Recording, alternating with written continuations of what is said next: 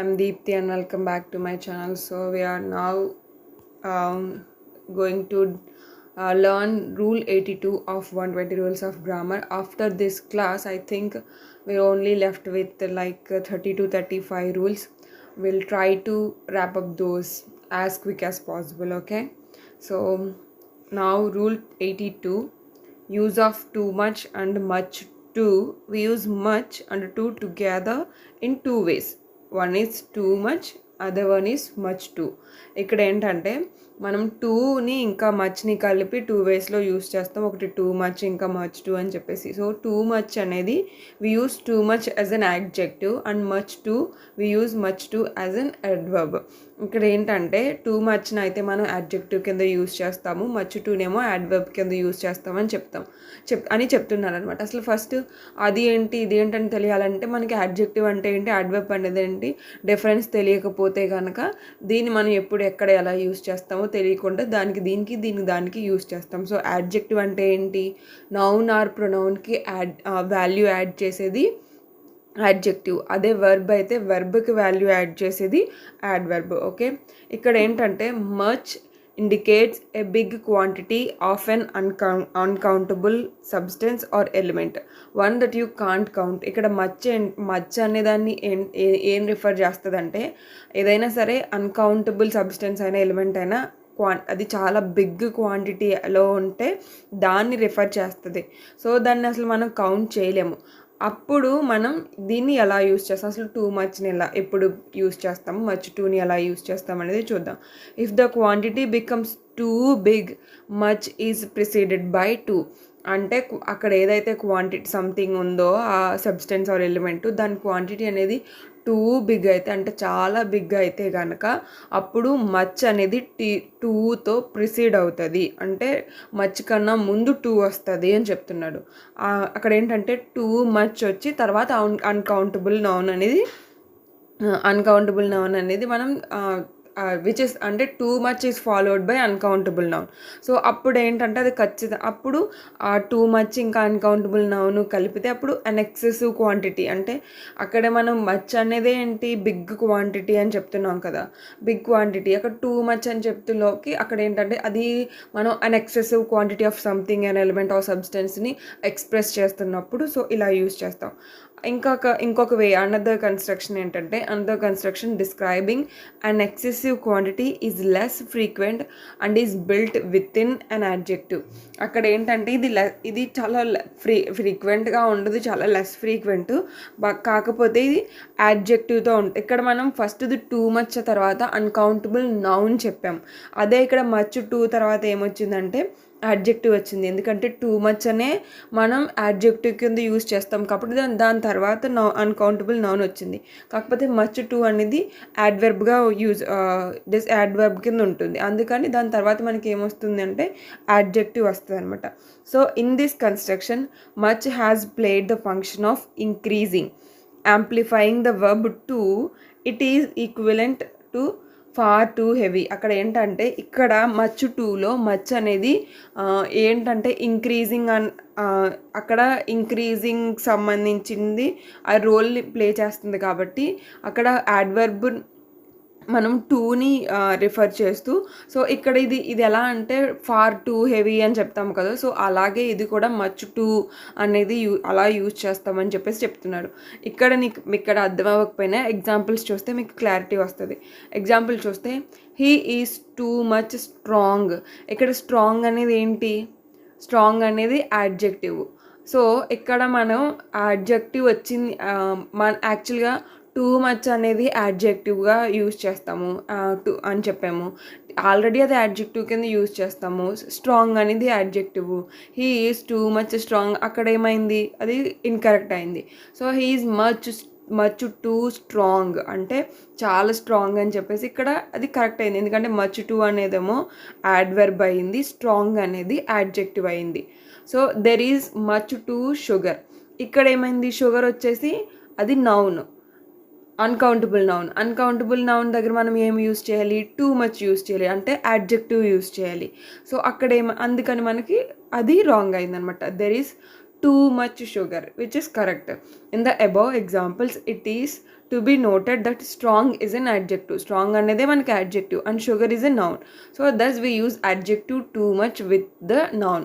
ఇక్కడ ఏంటంటే అదే మనం ఇక్కడ స్టార్టింగ్లో ఏదైతే చెప్పామో ఇక్కడ టూ మచ్ అనేదేమో అడ్జెక్టివ్, మచ్ టూ అనేది అడ్వర్బ్ అని చెప్పాం కదా. సో మనం టూ మచ్కి ఏం యూజ్ చేస్తాం? నౌన్ యూజ్ చేస్తాం. మచ్ టూ దానికి అడ్జెక్టివ్ యూజ్ చేస్తాం.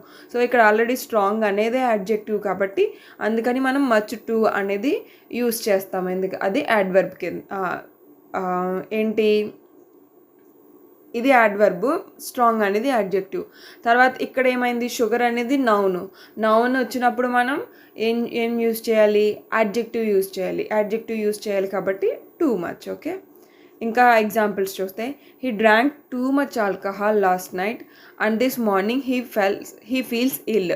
ఇక్కడ టూ మచ్ టూ మచ్ తర్వాత ఆల్కహాల్ వచ్చింది. ఆల్కహాల్ అనేది ఏంటి? Noun, uncountable noun. అంటే ఇక్కడ ఏమైంది? అన్కౌంటబుల్ నౌన్ వచ్చింది. బిఫోర్ వచ్చేసి టూ మచ్ అనేది it plays a role of adjective. తర్వాత టూ మచ్ వర్క్.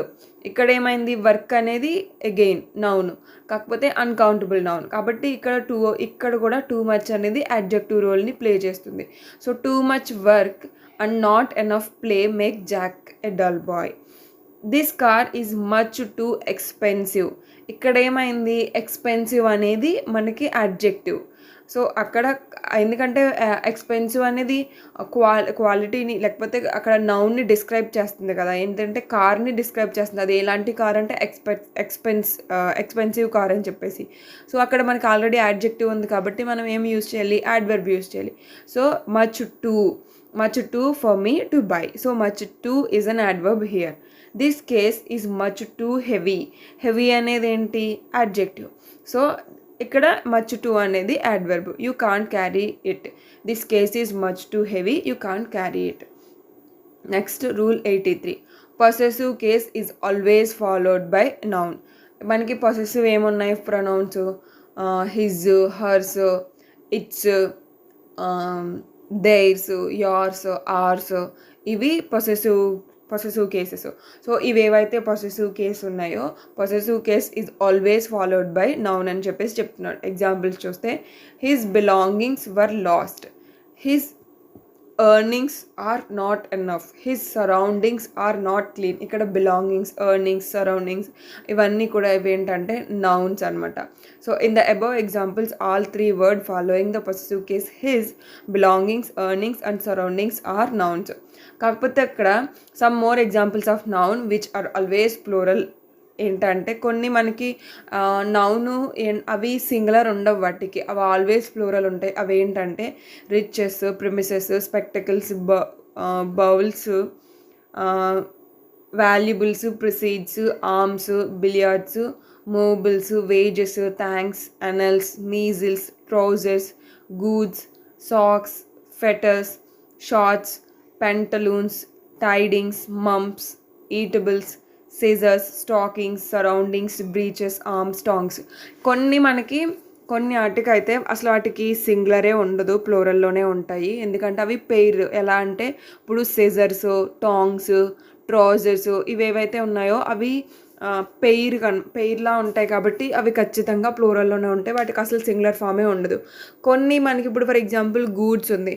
గూడ్స్కి ఎస్ తీసేస్తే మనకి గుడ్ అనేది అది వేరే వర్డ్ అనమాట. సో అలా కొన్ని ఏంటంటే అవి ప్లూరల్ ఫామ్లోనే ఉంటాయి. ఆ ప్లూరల్ ఫామ్ తీసేస్తే వాటి మీనింగ్ అనేది చేంజ్ అయిపోతుంది. So note some verbs play the role of nouns just by adding yes.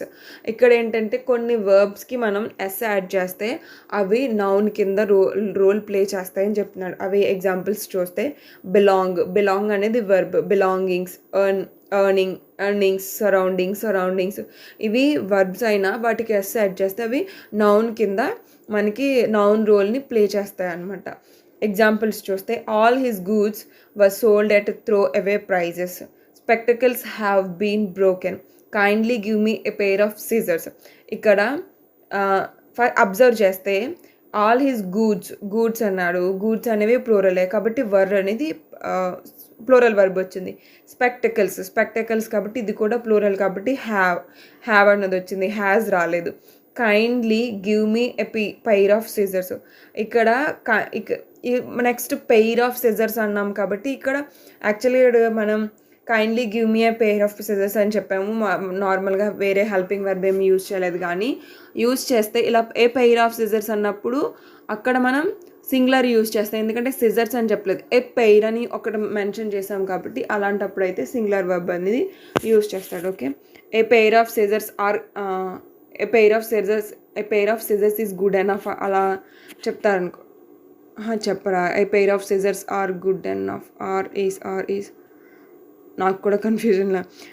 నేనేంటంటే నేనేమి ఇంగ్లీష్లో అంత 100% ఏమంటారు టాలెంటెడ్ కాదు. నేను కూడా హాఫ్ నాలెడ్జ్ పర్సన్ టైపు. కాకపోతే నేనేంటంటే కొంచెం నాకేదో తెలిసింది మీకు ఎక్స్ప్లెయిన్ చేయడానికి, అంటే అడుగుతున్నారని చెప్పేసి చెప్పడానికి ట్రై చేస్తున్నాను. అందుకే నేను చాలాసార్లు నాకు తెలియట్లేదు, నాకు అర్థం కావట్లేదు అని చెప్పేసి కన్ఫ్యూజ్ అయిపోతాను. మీకు అదేంటి తినేలా అనుకుంటుంది అని అనుకుంటారేమో అని చెప్పేసి ఒక క్లారిటీ ఇస్తున్నాను. ఎందుకంటే నేను ఇంగ్లీష్లో అంత 100% నాలెడ్జ్ ఉన్న పర్సన్ అయితే కాదు. ఈ రూల్స్ ఇవి అన్నీ తెలిసిందని కాదు. నేను వీడియో చేసే ముందు కూడా ఒకసారి చదివి ఒకసారి ప్రిపేర్ అయ్యి తర్వాత నేను వీడియో చేస్తాను. కాకపోతే చేసేలోగా మర్చిపోతాను, కాబట్టి అలా కన్ఫ్యూజ్ అవుతూ ఉంటాను. ఓకేనా? సో అందుకని చెప్పేసి నువ్వే చెప్తున్నావు, ఇలా రాంగ్ చెప్తున్నావు అని అనుకోకుండా, ఎక్కడైనా రాంగ్ చెప్తే నాకు కామెంట్ చేసినా లేదైనా ఎక్కడైనా చెప్పినా నేను రెక్టిఫై చేసుకుని నేను కూడా నేర్చుకోవడానికి ట్రై చేస్తాను. నెక్స్ట్ వీడియోలో ఇంప్రూవ్ చేసుకుని అవి అలా అక్కడ ఇంకా బాగా ఎక్స్ప్లెయిన్ చేయడానికి ట్రై చేస్తాను. ఓకే, ఎందుకంటే మనం నేర్చుకోకుండా ఏది పర్ఫెక్ట్ అవ్వం కదా. ఎక్కడైనా ఒక రోజుతోనే ఎవరు పర్ఫెక్ట్ అయిపోరు. ఒక మిస్టేక్స్ చేస్తూ ఉన్నప్పుడే మనం ఇంకా కొత్తవి నేర్చుకుంటూ ఉంటాం. ఆ మిస్టేక్స్ ద్వారానే మనకి ఇంకా బాగా గుర్తుంటుంది ఏదైనా సరే. So now rule 84, use of words politics. When the word politics is considered as a field or a subject, it is used as singular. When the word politics is considered as a set of political beliefs, it is used as plural. ఇక్కడ ఏంటంటే politics అనే word ఉంది కదా, so politics అనే వర్డ్ని మనం ఏదో ఒక something complete ఒక ఫీల్డ్లా తీసుకున్నా లేదా ఒక సబ్జెక్ట్లా మనం రెఫర్ చేస్తున్నా అప్పుడు మనం దాన్ని సింగులర్ కిందే యూజ్ చేయాలి. అలా కాకుండా పొలిటికల్ మీనింగ్ గురించి, పొలిటికల్ బిలీఫ్స్ గురించి, పొలిటికల్ సంబంధించిన దాని గురించి మాట్లాడితే, అంటే రాజకీయాలు అలా దాని గురించి మాట్లాడితే అప్పుడు మనం ప్లూరల్ యూజ్ చేయాలి అని చెప్తున్నారు. ఇక్కడ అర్థం అవ్వకపోయినా ఎగ్జాంపుల్స్ చూస్తే క్లారిటీ వస్తుంది. Politics is a very dirty game. Politics అంటే జనరల్గా మాట్లాడుతున్నాడు ఇక్కడ పాలిటిక్స్ గురించి, సో అందుకని ఇక్కడ సింగులర్ వచ్చింది. Politics is a very dirty game అని. His politics are different from mine. ఇక్కడ ఏమొచ్చింది, హిజ్ పాలిటిక్స్ ఏదైతే తను చేసే పాలిటిక్స్ ఉంటాయో అవి డిఫరెంట్ ఫ్రమ్ మైన్. ఇక్కడ ఏంటంటే జనరల్గానే మాట్లాడలేదు, ఒక సబ్జెక్ట్ గురించి మాట్లాడదు. ఏదైతే పాలిటిక్స్ లిటరల్ మీనింగ్ ఉంటుందో దాని గురించే మాట్లాడాం కాబట్టి అక్కడ ప్లూరల్ వచ్చింది. So in the first example politics is used as a whole field, so it requires a singular verb. In the second example, politics is used as political beliefs, thus it requires a plural verb.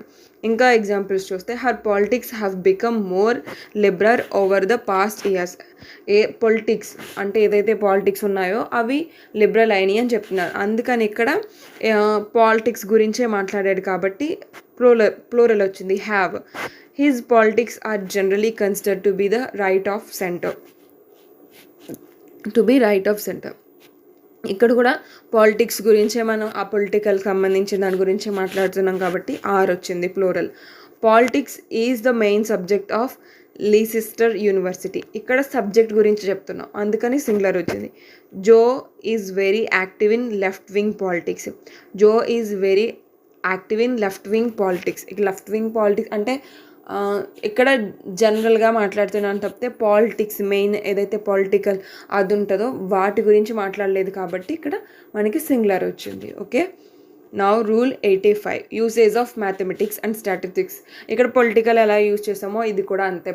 ఇంకా mathematics statistics కూడా మనం అది subject గురించి మాట్లాడితే ఏదైతే మనం mathematics statistics ఆ subject ఉందో ఆ సబ్జెక్ట్ గురించి మాట్లాడితే మనం సింగులర్ వర్బ్ యూజ్ చేస్తాం. అలా కాకుండా మ్యాథమెటిక్స్ అంటే క్యాలిక్యులేషన్స్ వీటి గురించి మాట్లాడితే, డేటా గురించి ఇలా మాట్లాడితే కనుక అప్పుడు మనం ప్లూరల్ యూజ్ చేస్తాం. So when these two words are used as a field or a subject, we consider them uncountable nouns and thus a singular verb is used. However, when the meaning of the word mathematics is calculation and statistics is data, we use plural verb in both the cases. Examples చూస్తే mathematics is an interesting subject. ఇక్కడ mathematics అనే subject గురించి refer చేస్తున్నారు కాబట్టి singular verb వచ్చింది. mathematics are telling that he has made a lot of money.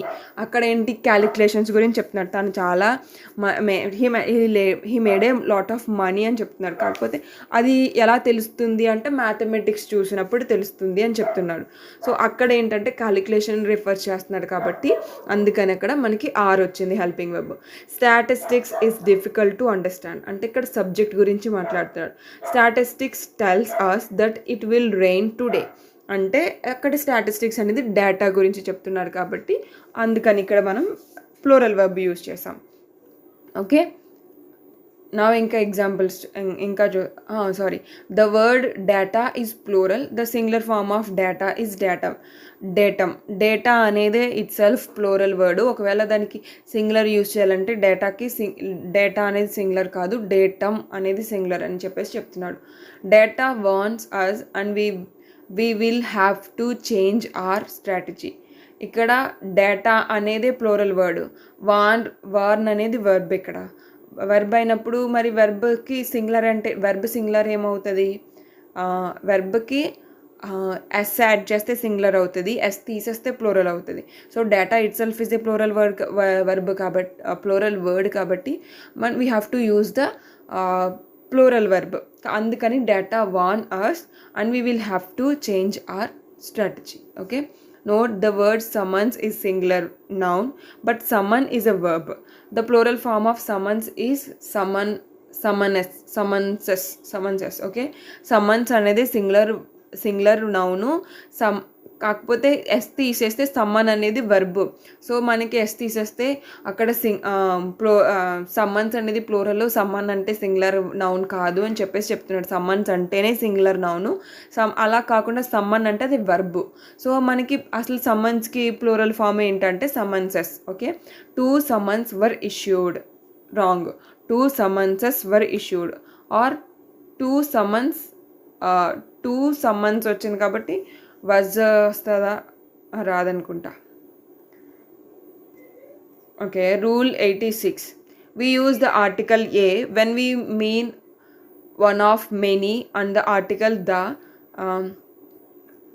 we use the article a when we mean one of many and the article the when we mean only one. Moreover, we use the article a with the possessive case and the with the objective case. ఇక్కడ ఏంటంటే one of many అని మనం మీనింగ్తో ఉన్నప్పుడు అది అలా use చేసినప్పుడు మనం article ఏని యూజ్ చేస్తాము. అలా కాకుండా ఓన్లీ వన్ అనే మీన్తో ఉన్నప్పుడు మనం ఆర్టికల్ దాన్ని యూజ్ చేస్తామని చెప్తున్నారు. ఇంకా సింపుల్గా చెప్పాలంటే మనం పొసెసివ్ కేస్ అయితే ఆర్టికల్ ఏని యూజ్ చేస్తాము, అబ్జెక్టివ్ కేస్ అయితే ఆర్టికల్ దాన్ని యూజ్ చేస్తామని చెప్పేసి చెప్తున్నాడు. ఇక్కడ ఎగ్జాంపుల్స్లో అబ్జర్వ్ చేస్తే the brother of me is scientist. ఇక్కడ the brother of me is a scientist అని చెప్పాడు. ఇక్కడ a brother of mine is a scientist. Observe చేస్తే ఇక్కడ ద బ్రదర్ ఆఫ్ మీ అని చెప్పేసి ఇక్కడ ఆబ్జెక్టివ్ కేసులో వచ్చింది. A brother of mine is a scientist. ఎందుకు దానికి దీనికి డిఫరెన్స్ అంటే ఇక్కడ ద బ్రదర్ ఆఫ్ మీ అని చెప్పాడు అంటే అక్కడ ఓన్లీ ఒక బ్రదర్ అయితే ఉన్నాడో ఆ brother scientist. A brother of mine అంటే అక్కడ చాలామంది బ్రదర్స్ ఉన్నారు, అందులో ఒక బ్రదర్ అనమాట. సో అక్కడ ఏమైందంటే ఇది పొసెసివ్ కేసు వచ్చింది, అది ఆబ్జెక్టివ్ కేసు వచ్చింది. In the first example the brother of me suggest that there is only one brother. In the second example a brother of mine suggest that there are many brothers. ఇక్కడ ఇంకా మనకి అది objective case ఇది possessive case అని ఎలా చెప్పచ్చు అని చెప్తే ఇప్పుడు ద బ్రదర్ ఆఫ్ మీ అని చెప్పాడు.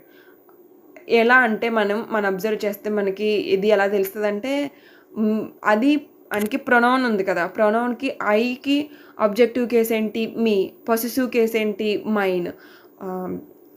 ప్రొనౌన్స్కి. నెక్స్ట్ ఇంకా ఫర్ ఎగ్జాంపుల్ హీ ఉంది, హీకి ఏమొస్తుంది, హిమ్ వస్తుంది. పొసెసివ్ కేస్ ఏంటి, హిజ్. సో అక్కడ మనం అలా తెలుస్తుంది. ఇక్కడ నీకు ఎలా తెలిసిందంటే ద బ్రదర్ ఆఫ్ మీ అనేది ఇక్కడ objective case, a brother of mine అనేది పొసెసివ్ కేసు. సో ఇక్కడ మనం సింపుల్గా ఆబ్జెక్టివ్ కేసు అంటే ఏ యూస్ చేస్తాము, పొసెసివ్ కేసు అంటే ఆబ్జెక్టివ్ కేసు అంటే దా యూస్ చేస్తాము, పొసెసివ్ కేసు అయితే ఏ యూస్ చేస్తాం. ఇంకా ఎగ్జాంపుల్స్ చూస్తే a servant of theirs lives in Delhi, the servant of them lives in Delhi. Theirs అనేది పొసెసివ్ కేసు, దెమ్ అనేది objective case. So objective case అంటే మనం ఖచ్చితంగా దా యూస్ చేస్తాం, పొసెసివ్ కేసు అంటే ఏ యూస్ చేస్తాం. Note, we can rewrite these phrases. ఏదైతే మై కార్ని the car of mine, my brother the brother of me, the car of me, one of my brothers a brother of mine. ఇలా కూడా మనం దాన్ని rewrite చేయొచ్చు అని చెప్పేసి చెప్తున్నాడు. Okay, now rule 87, usage of too, as well and also.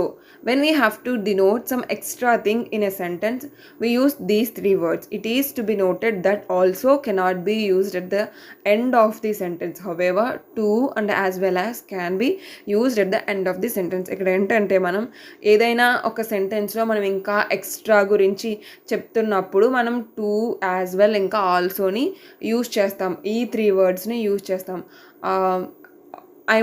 I'm doing this, I want to do that too, అలా. లేకపోతే I bought this as well as that, అలా. ఆల్సో దిస్, ఇలా చెప్తాం కదా మనం.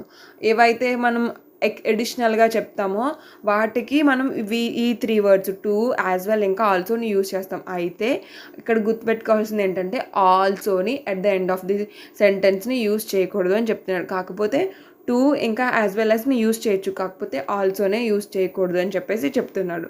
ఎగ్జాంపుల్స్ చూస్తే I have brought a bag too, అక్కడ I have brought a bag too అనేది లాస్ట్లో వచ్చింది, ఓకే యూజ్ చేయొచ్చు. I have brought a bag as well, which is also correct. But I have brought a bag also అనేది incorrect. I have also brought a bag which is correct. Also ఎప్పుడు middle of the సెంటెన్సే ఉండాలి తప్పితే ending sentence ఎండింగ్లో అనేది ఉండకూడదు. Okay, note, in normal cases to and so are used to give negative sense to the sentence. When we use too with the meaning of addition, we can use it at the end. However, when we use to with the meaning of high intensity, we cannot use it alone. ఇక్కడ ఏంటంటే మనం normal కేసెస్లో to ఇంకా Soni negative సెన్స్లో use చేస్తాము సెంటెన్స్లోని. కాకపోతే మనం ఎప్పుడైతే టూని ఎడిషన్ అనే మీనింగ్తో యూజ్ చేస్తామో అప్పుడు దాన్ని at the end of the sentence కూడా యూజ్ చేయొచ్చు. కాకపోతే టూని మనం మీనింగ్ ఆఫ్ హై ఇంటెన్సిటీతో యూజ్ చేసినప్పుడు దాన్ని అలోన్గా లాస్ట్లో అనేది యూజ్ చేయకూడదు అని చెప్పేసి చెప్తున్నాడు. ఎగ్జాంపుల్స్ చూస్తే షీ ఈజ్ టూ బ్యూటిఫుల్ అని చెప్తున్నాడు, which is incorrect because the sentence is incomplete. ఇక్కడ టూ బ్యూటిఫుల్ అనేది incomplete. She is very beautiful అనేది కరెక్ట్ అనమాట. It is too hot to go outside, అక్కడ it is too hot to go outside కరెక్టే. It is so hot that I cannot go outside, అది సరిపోయింది, కరెక్టే. The question was too difficult to solve. ఇక్కడ ఎందుకంటే two అనేది ఫస్ట్లో అసలు బ్యూటిఫుల్కి ఎందుకు రాంగ్ అయిందంటే అక్కడ మనం ఇది టూ బ్యూటిఫుల్ అది నెగిటివ్ సెన్స్ కదా. ఇక్కడ it is too hot to go out side, చాలా వేడిగా ఉంది. వేడి అనేది మళ్ళీ అది ఇష్టపూర్వకంగా చెప్పట్లేదు అక్కడ. It is so hot that I cannot go out side. The question was too difficult. ఇవి ఏవైతే లాస్ట్ 3 సెంటెన్సెస్ ఉన్నాయో ఇవన్నీ కూడా నెగిటివ్ మీనింగ్తో ఉన్నాయి. సో మన ఇక్కడ too, so are used in negative sense in the sentence అని చెప్పాం. మరి ఇక్కడ షీ ఈజ్ టూ బ్యూటిఫుల్ అంటే అది నెగిటివ్ సెన్స్లో లేదు కదా. అక్కడ మనం ఒక పాజిటివ్ సెన్స్తో చెప్తున్నాము, అమ్మాయి చాలా అందంగా ఉందని చెప్పేసి. అందుకని అక్కడ టూ రాదు, she is very beautiful. Okay, so మనం ఇక్కడితో రూల్ 87 వరకు డిస్కస్ చేసాము. ఐ థింక్ వీ హ్యావ్ మనకి ఇంకా 33 రూల్స్ ఉన్నాయి అనుకుంటున్నాను, 33 or 34 రూల్స్. So we are going to learn, will try to will try to learn as quick as possible. Okay, నేను మ్యాక్సిమం ఒక 10 వీడియోస్లో 10 ఇంకా వీలైతే ఇంకా లెస్ దాన్ 10 వీడియోస్లోనే కంప్లీట్ చేయడానికి ట్రై చేస్తాను. ఓకే, ఇప్పటి వరకు మీరు ఈ వీడియోని ఇంకా చూస్తూ ఉంటే థ్యాంక్ యూ సో మచ్. నేను నా ఎక్స్ప్లెనేషన్ మీకు నచ్చితే కనుక please do like, share and subscribe to my channel. Thank you so much.